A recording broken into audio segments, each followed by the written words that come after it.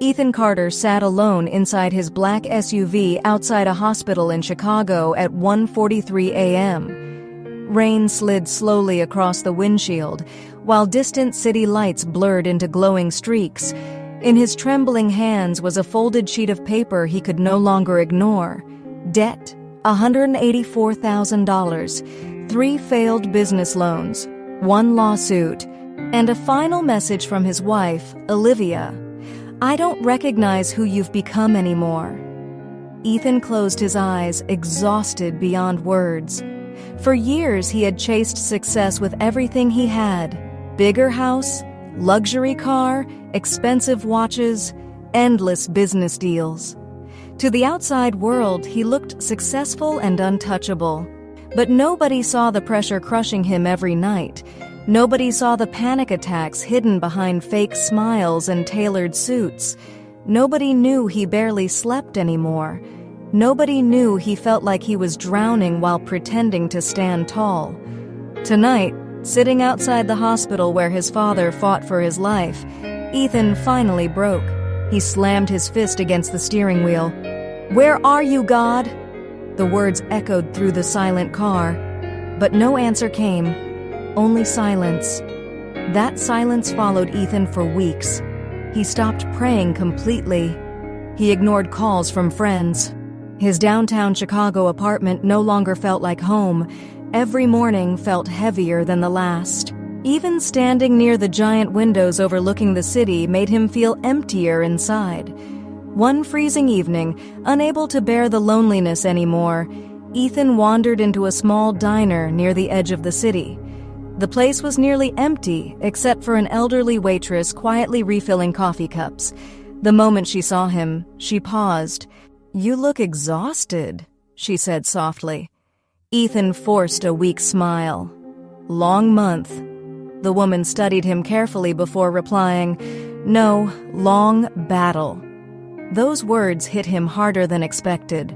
For some reason, Ethan stayed. Minutes later, while staring into untouched coffee, years of pain poured out of him. "I worked harder than everyone," he said bitterly. "I sacrificed time, family, peace, all to build a future that's falling apart anyway." The waitress listened quietly without interrupting. Then she asked a question Ethan didn't expect. "What if losing control is the first step toward peace?" Ethan frowned. "That makes no sense." "It does," she replied calmly. "Most people trust God only when life makes sense. But real faith begins when nothing makes sense anymore." Ethan looked away, frustrated because deep down he knew she was right. Before he left, the waitress handed him a small folded note. Written on it were 7 simple words: "God is already working where you cannot see." Ethan slipped the paper into his coat pocket and walked out into the cold night, but those words refused to leave him. Days later, his father's condition suddenly worsened. Doctors warned the family to prepare for the worst. Inside the hospital hallway, Ethan felt fear consume him completely. His mother sat beside him crying quietly, and for the first time in months, Ethan prayed again. Not a perfect prayer, not polished religious words, just honesty. "God, I can't carry this anymore." Nothing dramatic happened instantly. No bright light appeared, no voice answered from heaven. But something changed inside him. For the first time in years, Ethan stopped trying to control everything himself, and slowly, life began shifting. A former business partner unexpectedly called with freelance work. A legal settlement that could have destroyed him was reduced dramatically. Olivia agreed to meet him for dinner after weeks of silence.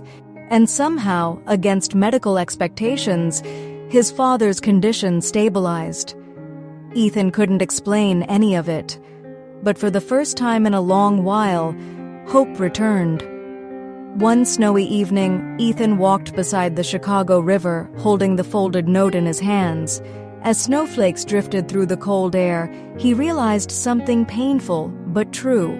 His greatest weakness had never been failure. It was dependence. He had trusted money more than God, success more than peace, control more than faith. And when those things collapsed, he thought his entire life was ending.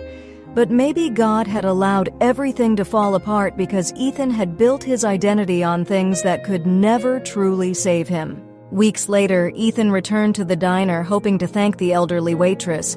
But when he stepped inside, only a young employee stood behind the counter. "The older woman who worked nights," Ethan asked. "Is she here?" The employee looked confused. "We haven't had an older waitress working here in years." Ethan stared at him silently. "What do you mean?" The young man shook his head. "Only me and the owner work here." A chill ran through Ethan's body. Slowly, he reached into his coat pocket and unfolded the note once more. "God is already working where you cannot see." Tears filled his eyes, but this time he smiled. Not the fake smile he used to wear in business meetings or social events. A real smile, because finally, after years of fear and exhaustion, Ethan understood something life had been trying to teach him all along. Peace does not come from controlling tomorrow. Peace comes from trusting the one who already holds tomorrow in his hands. From that day forward, whenever anxiety returned, whenever fear whispered worst-case scenarios into his mind, Ethan repeated one simple prayer: "God, I place it in your hands." Not because every problem disappeared overnight, but because he finally realized he was never fighting alone. And maybe that is what faith truly means. Not seeing the entire path ahead, but taking the next step anyway, because you trust the one leading you.